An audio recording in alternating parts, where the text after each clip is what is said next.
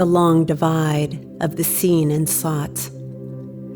We often hear that the human experience exists in a multi-reality state, a view that arises from a separation from spiritual awareness, like a cloud drifting aimlessly in the sky, unanchored and fragmented, disconnected from the horizon it once knew. However, this view is distorted. In fact, there is only one reality. It simply is what it is, unchanging in its matter. In contrast to this, we experience a myriad of perceptions of that singular reality. Perception, in this case, refers to how we individually interpret and process the reality around us, not reality itself. It is an internal echo of the external world, shaped by our own histories, emotions, and personal myths. The path to consciousness as living, sentient beings is the ability to connect and harmonize with reality, maintaining a perfect balance between matter and spirit, like a silent chord struck in perfect resonance, heard only by the soul, and finding a balance between our physical world and our inner spiritual awareness is not an easy feat. It demands a quiet clarity that few of us are taught to seek. Yet as we attempt this balance, what greets us is not the still mirror of truth, but a shimmer of feeling, distorted, shifted, and shaped by what we carry within. Perceptions in this context are emotional fragments of our experience, our relationship with the self and the world around us. They are shaped by our emotions and personal experiences, which distort our understanding of the world. These emotional understandings act as filters like fog, clouding our vision and obstructing our true understanding of the human experience. And the more deeply we feel without clarity, the thicker the fog becomes. For some reason, we often express rationality through emotion, which prevents us from fully understanding what it truly means to be a conscious being. We speak of logic, but we filter it through the heartache of memory, fear, and longing. Spirituality is not merely a quest for awareness, but a walk in harmony with both matter and spirit, achieving a perfect balance between the two. It's a lived integration, not a thought experiment. This imbalance reveals itself not just in how we perceive, but in how we express our inner world. Perceptions are not just how we see the world outwardly, but how we interpret our inner world through the lens of our emotions. They're the mirror and the message, both shaped by what lives unresolved within us. Indeed, we are sentient. However, our struggle often stems from how we emotionally interpret our relationship to the world around us, rather than our integration within. Not because we are adrift in the world, but because we have not yet let the world move through us. That said, we often struggle because we misunderstand our relationship with the world. We haven't yet fully allowed it to move through us. We brace against life rather than breathe with it. As a result, our feelings are often shaped by expectations. Expectations that distort our connection to both the self and the whole. Expectations cloud our ability to connect truly with ourselves and with the world.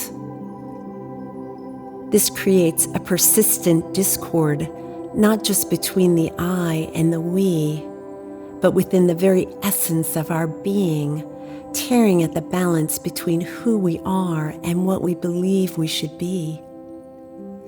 In that tear, we lose the gentle unity we were born to remember. Expectations are the true challenge to both self-love and universal love. They represent a narrow, rocky path we walk in our human greatness. As such, they stand in the way of true love, both for ourselves and for others. While expectations can fuel change, they rarely bring about the transformation we hope for. This is because expectations arise from the ego's need for control, rooted in a desire for things to be as they should be or as they must be, shaped by our individual perspectives. The ego's way of trying to force reality into a shape it can understand or control. These expectations are born from the crystallized density of the ego, expanding from conditional shoulds to existential musts. What begins as a wish becomes a demand, and that demand becomes a prison. Those expectations are the mind's attempt to fix reality into a shape it can control, drawn not from what is, but from what the ego insists must be. This is the ego trying to shape reality to fit its desires, rather than accepting reality as it is. Perception begins this distortion, coloring what we see before expectation decides what must follow. They are not visions, but projections, casting the self outward, then mistaking the echo for truth. Perception propels the way in which our expectations distort the reality we see before us, shaping it into something it is not. And in doing so, they construct a world that speaks more of fear than of truth. Such expectation stands at the doorway of perception, whispering what it believes we should see.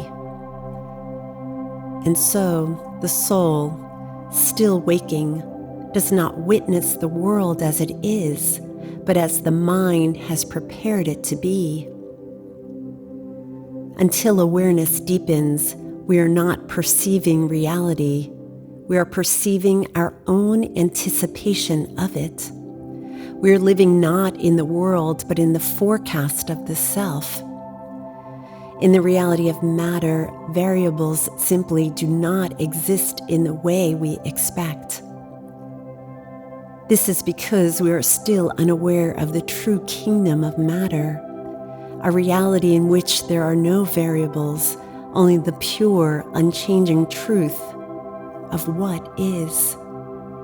What we perceive as change or chaos is only a distortion of our perception, not of reality itself.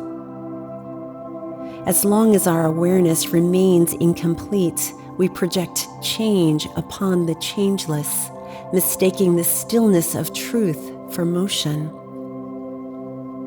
The variables we see are not in matter itself, but in the unsteady light of our perception. Truth remains motionless, even as our gaze trembles. To see lucidly, we must become still, not to control what we see, but to let the truth arrive without interference.